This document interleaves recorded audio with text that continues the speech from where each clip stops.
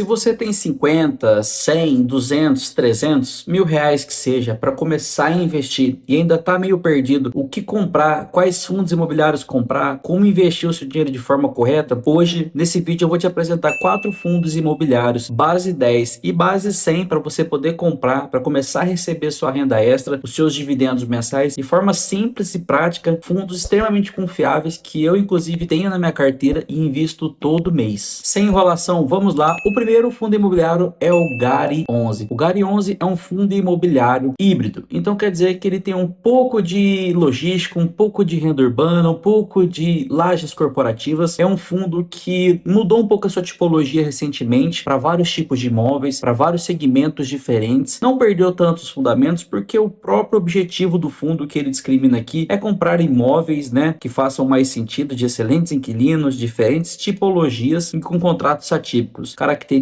do GARI. Hoje o GARI com um valor patrimonial de 2,7 bilhões, distribuindo um dividendo de 0,08, um yield anual, né, mensal ali, isento de imposto de renda. Hoje o GARI está pagando 11,6% ao ano, isento de imposto de renda, muito bom. Esse dinheiro cai na sua conta, livre de impostos para você utilizar do jeito que você quiser. Hoje a vacância física e financeira do GARI está de 0%. A sistemática do GARI é diferente de alguns fundos imobiliários. O GARI ele compra alguns fundos imobiliários que possuem imóveis. Então ele compra esse imóvel de forma indireta. Isso é uma otimização tributária que o GARI viu uma oportunidade de fazer. Porque ele comprando um fundo imobiliário na sua totalidade, todas as suas cotas, ele tem também os imóveis na sua comanda. Então, se torna imóveis dele indiretamente. É mais fácil do que você ir lá e comprar aquele imóvel físico diretamente. A gente gasta muito com imposto, toda aquela documentação, aquela burocracia. E aqui ele compra um fundo, igual a gente faz, que a gente está comprando o GARI 11, por exemplo, ele vai e compra a totalidade de um outro fundo e tem 100% dos seus imóveis. Então a gente pode ver aqui, ó, por exemplo, o F Anense 59, que tem vários imóveis do Atacadão, ele conta aqui com a totalidade de 100% desse fundo. O outro fundo, o Artemis 22, que é um ativo logístico, então tem imóveis do Grupo Pão de Açúcar, do Grupo Mateus, e esse é o Manara. Todos os imóveis são do GARI indiretamente, só que ele não comprou esses imóveis, ele comprou esse fundo. Então ele tem muita estratégia, fez essa estratégia também na parte de escritório, no próprio Game 11, que é um fundo de papel dele. Na maior parte ele fez isso nos rendas urbanas.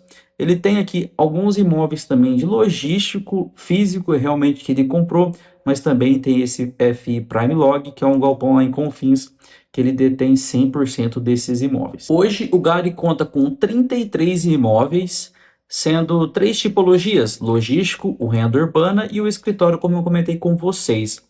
94% dos imóveis do GARI é seu modelo atípico, são imóveis de maiores contratos, de maior tempo de vigência. Então os contratos típicos que são de 5, 6 anos, os contratos atípicos são de 10, 15, 20 anos. Isso gera uma previsibilidade muito boa de aluguéis aí para o fundo imobiliário e para a gente que tem essas cotas de saber que a gente vai receber o aluguel daquela empresa X por 10, 15, 20 anos. Isso traz uma segurança muito boa para a gente. Distribuído aqui 61% em renda urbana, 31% em logístico e 8% em escritório, maior parte, né, em renda urbana.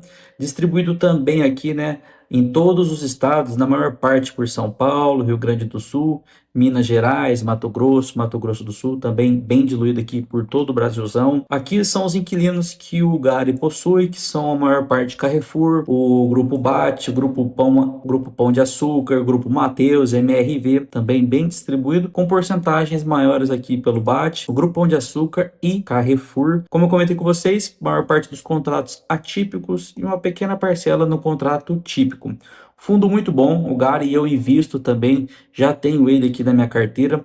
Aqui para vocês verem, aqui são todos os imóveis que o GARI possui. Renda urbana, pessoal, para quem tem um pouco de dúvida, são essas lojinhas que a gente tem aqui, ó, aquele Grupo Pão de Açúcar que você vê na sua cidade, essas lojinhas aqui mais dentro da cidade, seja o Extra, esses mercados menores e maiores também, aqui o Grupo Mateus, esses supermercados aqui gigantescos que você vê aí na sua cidade ou na pista, são renda urbana, são essas lojas, né, os próprios atacadões também que tem em várias e várias cidades. Hoje o GARI está com PVP aqui de 0,89, né, pagando um yield aí de 11,87, uma alavancagem bruta de 1,77.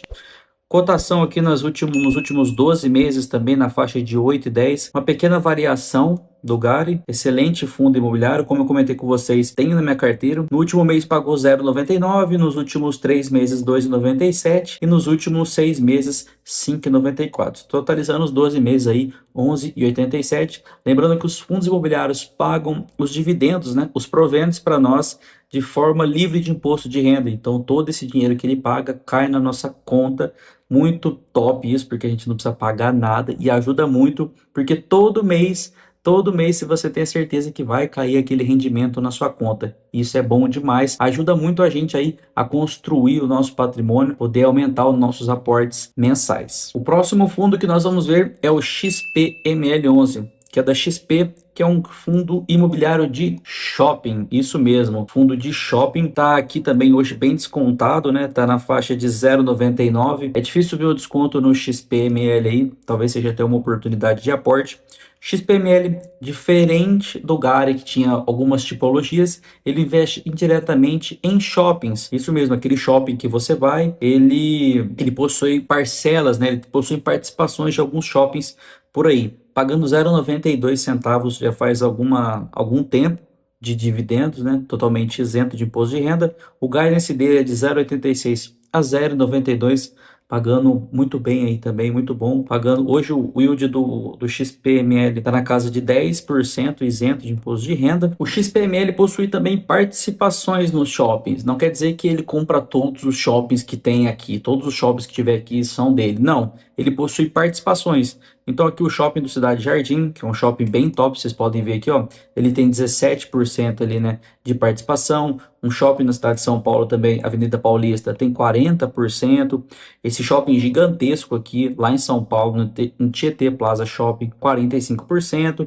Enfim, aqui vocês podem ver todos os imóveis que ele possui, os endereços, os administradores, a área bruta dele, a quantidade de lojas que tem. Vocês podem ver que tem alguns shoppings que são menores e outros aqui que são bem maiores, com 390 lojas aqui, por exemplo. Também a participação, desde quando inaugurou. É legal se você investe nesses fundos, você entender a origem deles, como que é que eles funcionam. Ler o relatório gerencial é extremamente importante. E o terceiro FI que a gente vai ver hoje é o GGRC11, o queridinho aí de setor logístico. Hoje o GGRC na casa de 10,18, pagando um dividendo yield aí de 11,84, um PVP bem descontado ali, 0,91, liquidez média hoje dele de quase 9 milhões de reais aqui nos últimos 2 meses. Vamos dar mais uma olhada aqui no relatório do GGRC. Como eu comentei com vocês, o GGRC é um fundo imobiliário de logística, então ele possui galpões logística. Aqueles galpões que vocês veem na rodovia, como esse aqui, por exemplo. Isso aqui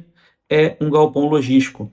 Aqui que suas encomendas elas chegam aqui dos lojistas e daqui que elas saem para ir para sua casa, para sua cidade aí quando você compra qualquer mercadoria, seja no e-commerce, enfim, aqui são os centros de distribuição que a gente chama. O GGRC tem distribuído aí também, já tem uma recorrência de vários e vários meses, pagando 10 centavos por cota.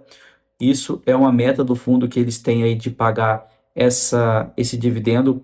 O GGRC perdeu um pouquinho para o CDI líquido, né? Comparado aí com 15% durante muitos meses aqui no Brasil, agora para 14,75, né? A taxa Selic, mas ainda ficou pau a pau aqui com o CDI, ganhou do IFIX e bateu de frente aí, claro, com o IPCA. Um fundo imobiliário também que não está muito alavancado. Hoje o GGRC aqui está com um pouquinho em CRI, um pouco em obrigação, mas se a gente comparar aqui com seus imóveis, com alguns fundos estratégicos que ele possui, já bem tranquilo também. As taxas de endividamento dele é IPCA mais 7, IPCA mais 8.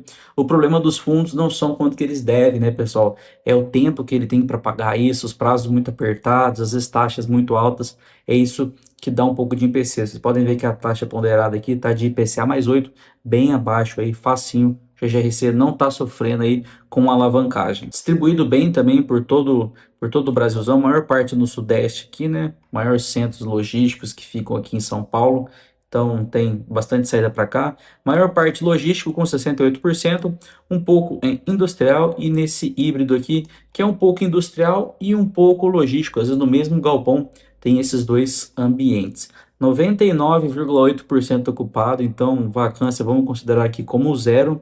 A maior parte dos contratos atípicos, contratos de maiores, né, mais longo prazo aí, gerando maior segurança para a gente. Aqui são todos os imóveis também que tem aqui no GGRC, é aqueles galpões gigantescos, né, pessoal? Vocês podem ver que aqui, ó, 66 mil metros de área bruta, 23, 39 mil metros, são galpões, tem galpões menores também, mas a maioria aqui são galpões astronômicos. Vocês podem ver que o da Americanas aqui tem quase 90 mil metros quadrados de área bruta. Estes aqui são os galpões logísticos. Vocês podem ver que tem vários e vários galpões logísticos. Aqui são os industriais, que são para algumas empresas em específico, né? Então, essa loja Camargo, Benteler, são algumas empresas. E aqui são os ativos híbridos, que eles são tanto logístico quanto industrial. Então a gente tem aqui essa Eagle Burgman, Aptiv, Magnum, Cerati, Isobacter, são algumas opções, vocês podem clicar aqui e ver também todos os imóveis disponíveis. E por último, o REC-R.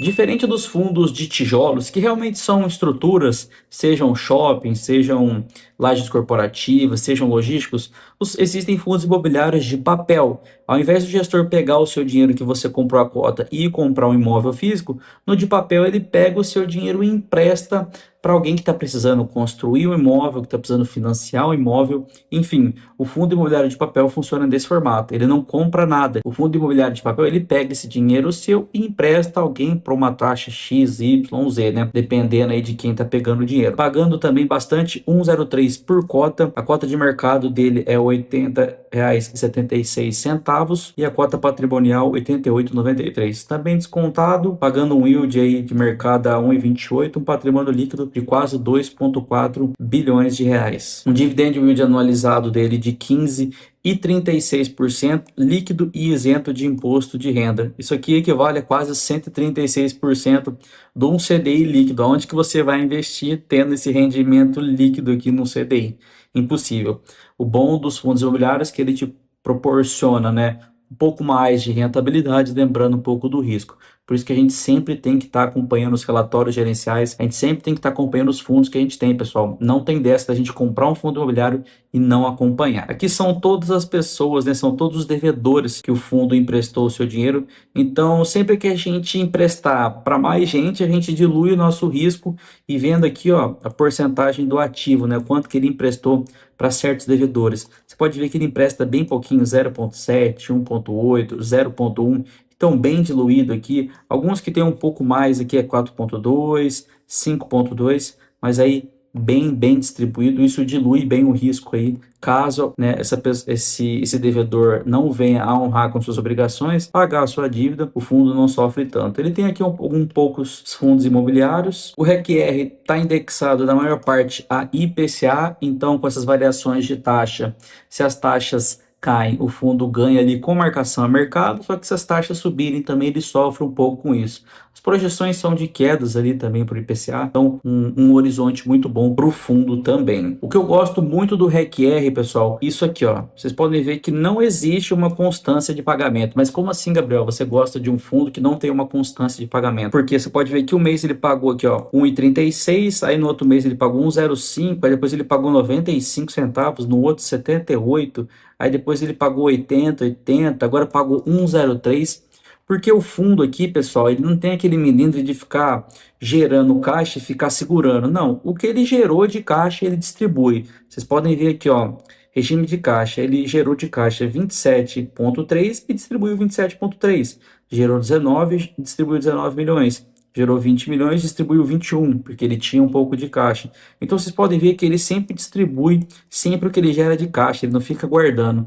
E isso para mim é bom, não vejo isso como um empecilho. Se você acha que é um empecilho, talvez não seja bom você investir nesse fundo, mas eu gosto disso, mesmo não tendo essa previsibilidade, eu sei que ele vai me distribuir tudo que tem o mais rápido possível, não fica segurando o caixa.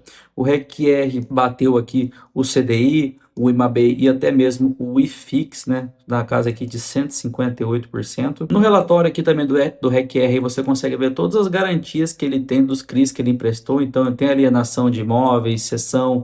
Aqui eu não vou entrar muito em detalhes, mas são as garantias, né, que quem pegou o dinheiro forneceu ao REC-R para que, caso não venha honrar com essas dívidas, possa pegar alguns imóveis, possa cessar algumas dívidas. O que eu queria mostrar para vocês essa tabela que eu montei aqui bem prática, só para mostrar para vocês de um modo geral como que seria se você tivesse algumas porcentagens de cotas. Eu simulei aqui que se a gente tivesse R$ 1.000, aqui deu 1.015, mas é mais ou menos uma média de quanto que a gente receberia por mês. Então, se eu fosse distribuir uma carteira hoje com esses quatro ativos, eu distribuiria nesse formato: 25 cotas de GARI 11, hoje pagando 8,41, você leva uma cota, um valor total de 210, se a gente comprasse 25 cotas. Dividendos pagos foi 0,08, a gente teria recebido R$ 2. Então, se a gente somasse aqui os R$ 1.000, se a gente comprasse tudo num dia, tá, pessoal, essa simulação, no outro mês você receberia 10,46.